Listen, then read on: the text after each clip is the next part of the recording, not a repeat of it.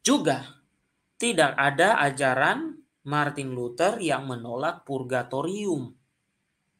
Jadi yang selama ini mengatakan bahwa persoalan yang mereka selalu persoalkan adalah Mariologi, yang selalu mereka persoalkan adalah purgatorium, hati-hatilah Anda. Kalau Anda mempermasalahkan Mariologi, maka Anda bukanlah dari kekristenan. Tetapi Anda adalah salah satu kelompok bidat.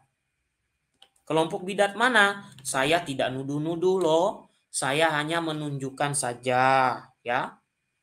Kalau Anda menolak tentang dogma mengenai Bunda Maria, maka Anda bukan kekristenan.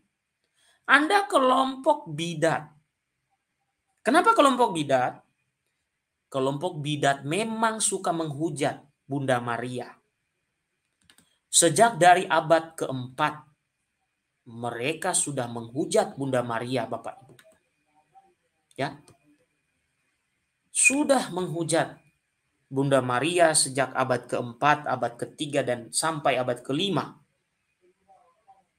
Ya, saya hanya membahas sekilas. Ini sudah sering saya sampaikan. Kalau Anda anti terhadap Mariologi yang sama sekali tidak ditentang oleh para reformatormu, maka Anda masuk di kelompok ini. Kelompok aliran sesat abad ketiga hingga abad kelima. Ya. Begitu juga tentang purgatorium. Anda menolak, sementara pendahulu Anda tidak pernah menyinggung bahwa itu salah. Tidak pernah berargumentasi menolak itu. Nah, coba kita lihat posisi orang, ya, posisi orang yang menolak Bunda Maria. Mereka itu aliran mana? Ada aliran anti-dikomarianisme, Bapak Ibu. Aliran anti-dikomarianisme ini muncul di Arab pada abad ketiga hingga abad kelima. Ini seperti antitesis, karena di sana muncul juga aliran kolidirianisme. Kolidirianisme adalah aliran yang mengatakan Bunda Maria itu bagian dari Tritunggal. Mereka adalah kolidirianisme. Ya. Kolidirianisme mengajarkan bahwa Allah Tritunggal itu adalah Bapa atau Allah, Putra, dan Maria. Itu kolidirianisme. Dua-duanya aliran sesat. Tapi kolidirianisme itu juga sesat karena dia memasukkan Bunda Maria sebagai bagian dari Tritunggal.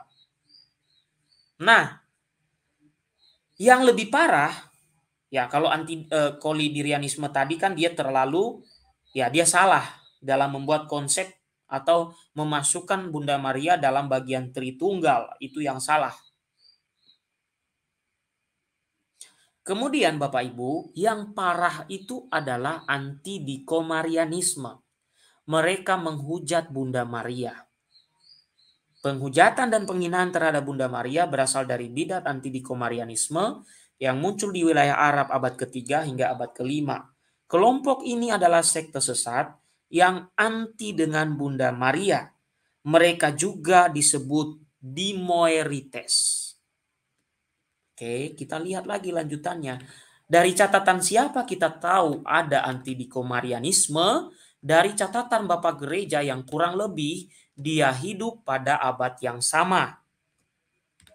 Santo Epifanius dalam bukunya berjudul Panarion, Kotak Obat, menceritakan tentang keberadaan sekte tersebut.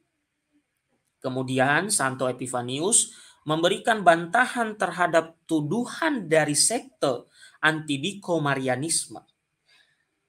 Santo Epifanius menjelaskan bahwa Yusuf adalah seorang yang kudus dan bukan seorang yang tidak dapat menahan nafsunya. Dan Yusuf pada saat menjadi bapa pemelihara Yesus berusia kira-kira 90 tahun. Sementara Bunda Maria berusia sekitar 15 tahun. Ya. Oke. Ini bantahan dari Epifanius terhadap ajaran anti-dikomarianisme. Apa kata anti-dikomarianisme tentang Bunda Maria? Mengapa mereka disebut sebagai penghujat, Bapak Ibu? Ya. Oke, kita lihat. Ada 4 poin di situ yang mereka ajarkan kelompok ini. Termasuk yang ada kelompok di abad ke-21 ini, 2021 ini Bapak Ibu, yang menuduh Bunda Maria punya anak lain selain Yesus. Sama dengan persis dengan ajaran anti-dikomarianisme ini. Coba kita lihat yang pertama. Menolak setiap devosi atau penghormatan yang diberikan kepada Bunda Maria. Sama kan? Sama. Ya kan? Yang kedua, menolak doktrin keperawanan abadi Bunda Maria. Sama kan? Sama. Yang ketiga, dalam kurung di situ, pada awalnya mereka menolak bahwa Yesus dilahirkan oleh seorang perawan. Sehingga mereka beranggapan bahwa Yesus anak biologis dari Yusuf. Hampir-hampir mirip. Yang kedua dari atas A dan B tadi itu sudah sama. Ya. Yang berikutnya ya, kemudian mereka menerima bahwa Yesus dilahirkan oleh seorang perawan Maria. Namun mereka berpendapat bahwa Maria dan Yusuf itu melakukan hubungan seksual setelah kelahiran Yesus. Persis sama dengan yang mengatakan Bunda Maria punya anak lain selain Yesus. Persis, ya kan? Persis, bahkan sama. Oke Bapak Ibu, sama. Jadi dari manakah ajaran mereka? Dari anti-dikomarianisme tadi. Ya, kita bisa lihat ya. Kita bisa lihat ya. Oke. Nah, sekarang kita lihat berikutnya, Bapak Ibu ya. Nah, berikutnya adalah kita bisa lihat ya, yang bagian E. Mereka mengajarkan bahwa saudara-saudari Yesus yang disebutkan dalam Injil adalah anak kandung atau anak biologis Maria dan Yusuf. Semua ternyata sama, Bapak Ibu ya. Semua sama. Berarti dari manakah kelompok yang membuat pernyataan Yesus punya saudara seibu setelah kelahirannya? Siapa? Mereka ambil dari ajaran bidat anti-dikomarianisme. Anti-dikomarianisme. Enggak heran ya. Jadi tidak ada persoalan Mariologi yang menjadi problematika ya kekristenan ya pada masa abad ke-16, tidak ada sama sekali. Nah, kemudian Bapak Ibu, sekte anti-dikomarianisme ini sebenarnya merupakan reaksi atas aliran kolidirianisme. Tetapi ini berlebihan atau ekstrim. Ya. Oke. Santo Epifanius menghubungkan anti-dikomarianisme ini dengan Apollinaris dari Laodikia. Dan pandangan anti-dikomarianisme ini kemudian pada abad keempat ternyata ditemukan kembali dalam pandangan Helvidius yang ditentang oleh John Calvin tadi, Bapak Ibu. Nah, di kemudian hari, pandangan dan paham anti-dikomarianisme ini menjadi standar bagi kelompok-kelompok yang menolak Bunda Maria. Ya, yang menolak Bunda Maria. Entah dari kelompok mana. Ya, silakan Anda melihat YouTube saja. Anda bisa menemukan di sana. Ya. Oke. Itu yang saya jelaskan di bagian itu. Ya.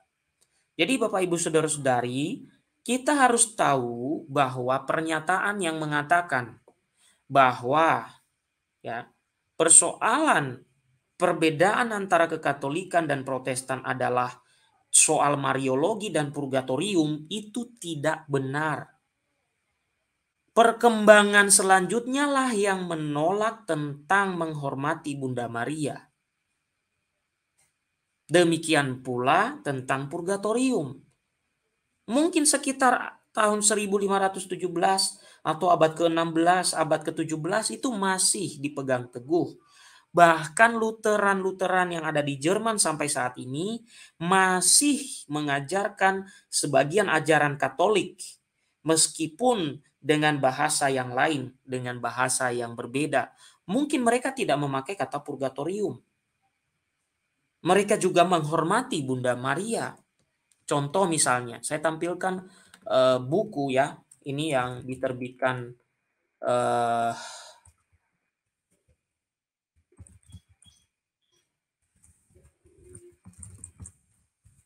oke. Nah, kita lihat ya Bapak Ibu ya.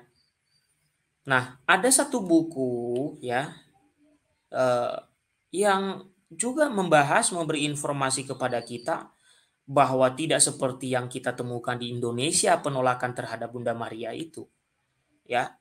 Oke, sebentar saya buka dulu bukunya. Saya tampilkan bukunya dulu Bapak Ibu supaya kita lihat gitu ya. Ya, eh, oke. Sambil saya buka Bapak Ibu, karena saya tadi tidak persiapkan. Robert Gaventa. Oke. Terberkatilah engkau. Oke. Coba kita lihat muncul nggak. Sempat saya munculkan waktu itu Bapak Ibu di channel ini juga bukunya itu. Uh, Oke, perspektif tentang Bunda Maria. Oke, kita lihat.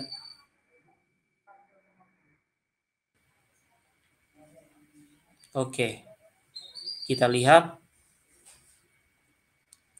Mudah-mudahan muncul. Kalau tidak muncul, saya tampilkan saja kutipan saya dari buku itu. Ya, oke, saya tampilkan saja Bapak Ibu.